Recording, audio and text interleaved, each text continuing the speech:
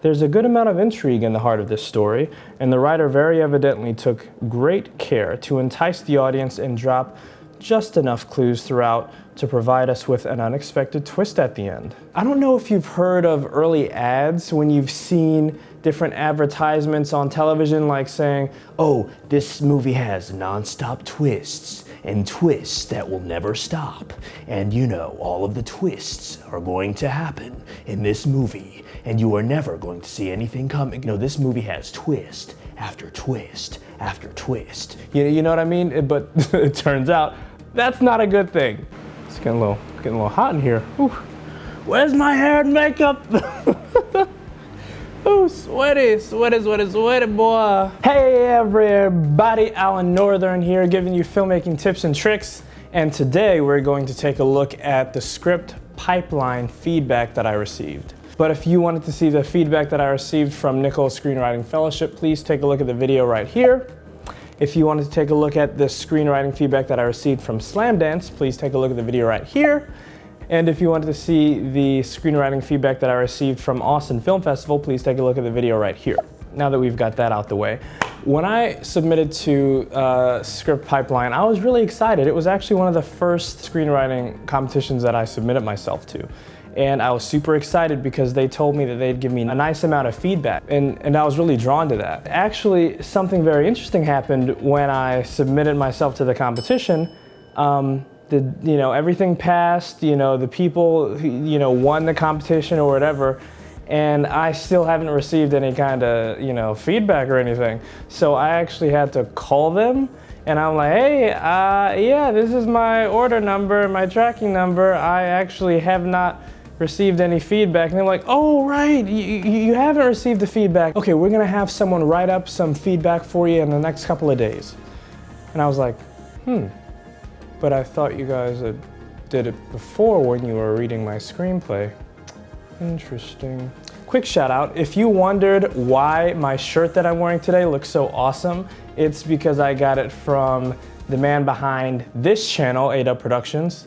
So if you want to get a shirt similar to this, then you need to go over that channel and talk to him about that. But yeah, just wanted to give him a quick little shout out. All right, so the feedback that I received from Script Pipeline was more of a general review of my screenplay, so it was a lot more extensive than just simple feedback or writer's comments. It was kind of a bit more comprehensive, which is why I'm only going to be reading a little sliver of it for you, but I'm going to give you the gist of everything that all of the pointers that they gave me. Let's get started. Script Pipeline, The Roses by Alan Northern. There's a good amount of intrigue in the heart of this story, and the writer very evidently took great care to entice the audience and drop just enough clues throughout to provide us with an unexpected twist at the end. Additionally, the premise surrounding this thriller is very appealing to modern audiences as it depicts a very strong female character, Meredith, as the deputy commissioner, a high-profile career to say the least, while simultaneously taking on the role of mother to 5 foster children. The ease in which the writer presents these often conflicting roles with very satisfying and timely considering female roles in modern society continues to expand beyond traditional expectation. That being said, there were a few plot or character-related holes that could have used some additional development to bring the full potential of the story to the surface. This is about 3 pages of feedback, so I'm going to give you the Cliff Notes version. So when it comes to screenwriting competitions that aren't as high profile as, let's say, Mckee's Screenwriting Fellowship, you always want to put your feedback through a filter, and that is going to be your feedback filter that you use in order to consistently improve the quality of your screenplay. And I've spoken briefly about the feedback filter in this video here called Feedback Resources. So if you haven't seen it, please take a look at it. It's really good.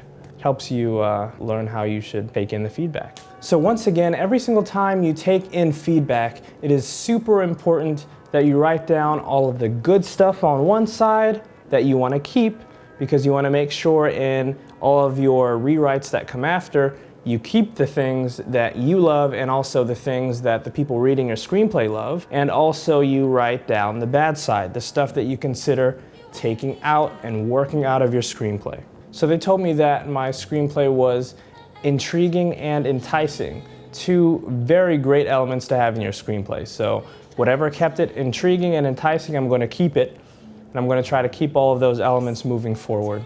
They said that they appreciated that unexpected twist that was at the end, so I'm going to keep that. And they said that the overall concept was appealing to the modern day audience, which can't beat that. Okay, so you've had the ego stroked a little bit, you're happy, you're like, okay, this is good, this is good, this is good, and now they're gonna tell you why it's bad. It's too long. That's the first thing they said. It's 136 pages, you need to cut it, you need to trim it down, it's too long. And they informed me that they would like to have it be no longer than 95 to 105 pages. Now, to be quite frank, I'm not sure if it can even be that short. I'm gonna try to make it down to 115 pages. Like, I think that's like the sweet spot that I can hit. 115, if I hit that number, I'll be happy.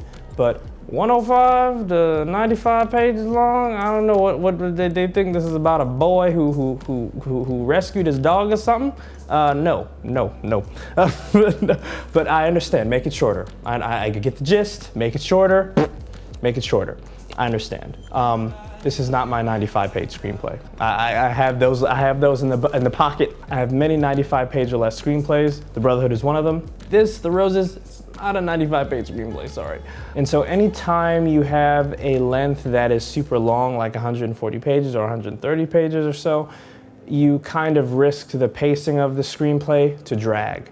And that's what they're saying, that the pacing definitely dragged despite all of the different mysterious elements I sprinkled all throughout the film. It still dragged because there's just so many things to keep track of. And they're like, this needs to be a bit more focused. Here's another thing.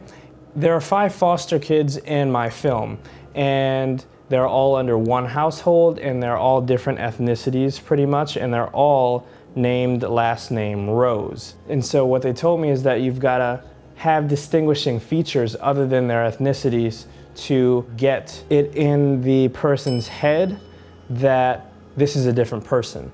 So one thing that I did nail is each and every one of these different kids had different personalities. So if you covered up their name and you just had their dialogue going, you'd understand who it is by the dialogue. So they said each and every personality is different, but their distinguishing features weren't as clear in the reader's mind. So that's basically what they told me, have distinguishing features for the children. Interesting feedback. So before you just accept the feedback that you get from these commenters as like the word of God, just put them through your filter and just say, okay, does this make sense? Do I understand where you're coming from? Is this going to add to my story? Is this going to subtract from my story? Is this going to make it longer? Is this going to make it shorter? Is this going to make it more concise? Those kinds of things. Okay, so one thing that the individual reading the screenplay knew about my story was that there's definitely some distance between Meredith and her kids, right? And so the thing that was confusing to the people reading it was that all of the kids called Meredith Rose instead of Mom. They called her by her last name. And so they just wanted me to put more emotional distance between Meredith and the children to somewhat justify the kids calling Meredith Rose instead of Mom, which is very interesting. Yeah, I thought I did that, but I will be sure to do that even more. So one thing that's super important is Leo's disappearance. And this is the main character's, this is the catalyst of the entire story. If you don't know what a catalyst is, please watch this video here. It tells you everything that you need to know. It's on structure, it's good. So they actually wanted me to make sure that it is abundantly clear that Leo's disappearance is a byproduct of the family's disharmony. This is very important here. When referring to your story's central conflict, right? And the central conflict with this story was the fact that Meredith was consistently choosing her job over her children. And she needed to choose her children instead of her job if she was going to actually save Leo and actually defeat the drug gang TOB. So when learning about the central conflict, you'll have to be careful that you don't make the same mistake I did. Yes, the central conflict should be, it should be everywhere. It should essentially be in every single beat on your beat sheet. It should be reflected in there. So one thing that you have to be wary of, though, is that it doesn't have to be baked into each and every person's desire, because each and every person is different in your story. And so one piece of feedback that they gave me was that each and every one of the 5 children wanted the same thing out of Meredith.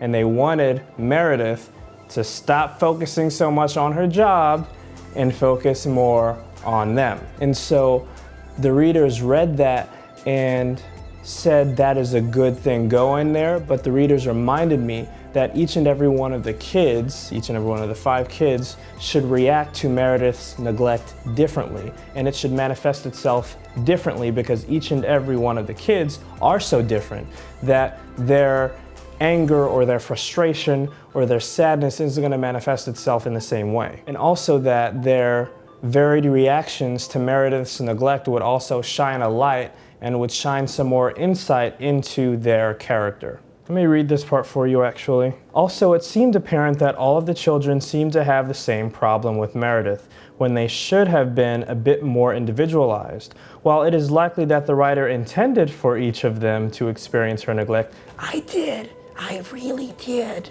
It is also more likely that each of them would have responded to Meredith's distance in a different way. All of the children should not share the same exact struggle. Jack appears to have a vocal point for the rest of the children when voicing his disdain toward Meredith near the end, but ultimately it felt as though he was just speaking for everyone there. It seems as though it might have served the development of each character much more if their individual struggles or goals had been identified to Meredith in different ways, and also much earlier in the story. All right, I'm hearing it again. Bad guy reveal. They do not like the fact that I have bad guy number 1 as the figurehead, and there's the second bad guy who's the real bad guy underneath that. They said, take that away, the first bad guy is good enough. You have enough surprise in the story when you have this twist, the unexpected twist that they were referring to before. That twist did the job. So you don't need to do that again. I don't know if you've heard of early ads when you've seen different advertisements on television, like saying, oh, this movie has non-stop twists and twists that will never stop. And you know, all of the twists are going to happen in this movie and you are never going to see anything coming. No, this movie has twist after twist after twist. You know what I mean? But it turns out that's not a good thing. That's not a good thing. Because if you have one twist and then the second twist is a different twist, but it's a similar play on the first twist that you did, the second twist loses its impact. If you have one twist in your story that's powerful, that's like, boom, they're like, ah, ooh, I didn't see that coming. Then you kind of, you know, you don't need another twist to like, oh my God, that person, you know, it was similar to The Dark Knight Rises, you know, how Bane was the bad guy, you know, and then Bane wasn't the real bad guy because it was like this girl who was like, ah, it's the slow blade that gets in that I'm butchering Chris Nolan's screenplay right now. But you get the point. It's the slow blade in my story. It hurts. It's like a slow bullet piercing your heart, because let me tell you, when I finished this story, I was like, this is the best story since sliced cheese. I'm like, this is gonna win all the Oscars. This is gonna win everything ever. It's gonna be the best story ever. And long behold, it has a lot more work to be done on it. So if you'd like to pick yourself up a Clover key, please pick one up right now. Made it myself.